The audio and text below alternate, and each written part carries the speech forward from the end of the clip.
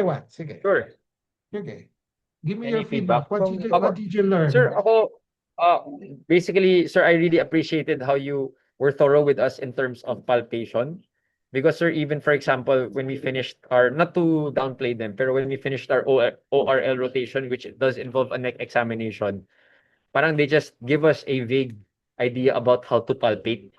Maybe show a little bit of the technique, but in terms of what we should actually be looking for, sir, you're very detailed with it. So we appreciate that very much. Like in terms of like, um, if it's thyroid related, then go already straight for the thyroid area. Then after that, check you parang if there's any lymphadenopathy involvement, etc. Then even with measuring the masses po, yung three techniques po that you taught us, using our finger breadths, using the ruler po, or just using estimates if we don't have a ruler po, but with the markings.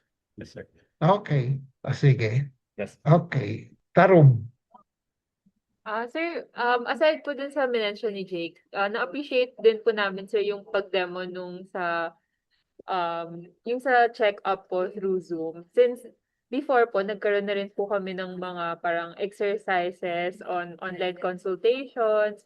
Pero parang kami po yung pinagawa kaagad. Parang we don't have a basis, sir, na parang kung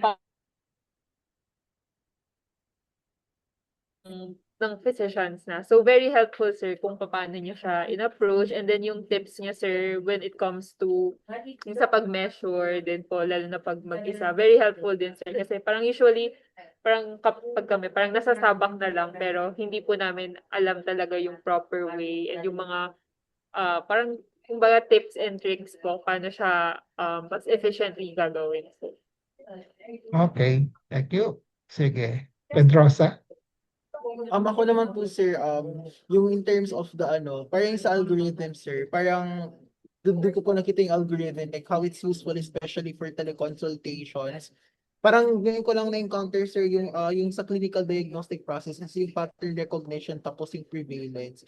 Sobrang, I mean like hindi na siya like yung specifics talaga. Kasi like L3, L4, tinuturo sa atin yung mga different disease entities, ano yung mga common presentation niya, mga ganito, ganyan. Parang mas na-highlight siguro sir, mas nakita sir yung importance ng pattern recognition din, pattern recognition tapos yung prevalence sa pag-determine din or pag-order ng mga diagnostic tests that can be used for our patient. Kasi nga sir, di ba, in a resource limited setting, napakahalaga ng history and physical examination para magkaroon ng isang adequate, mas cost efficient and at least po appropriate po ng diagnostic test that would clinch our diagnosis po sir. So yun po sir. Okay. Thank you. Thank you. Sige. Let's have a picture Thank you, taking sir. before you leave. Okay, sir.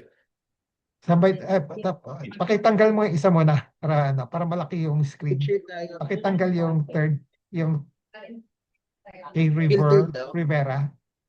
Ay, Rivera. Pakitanggal mo na. Okay.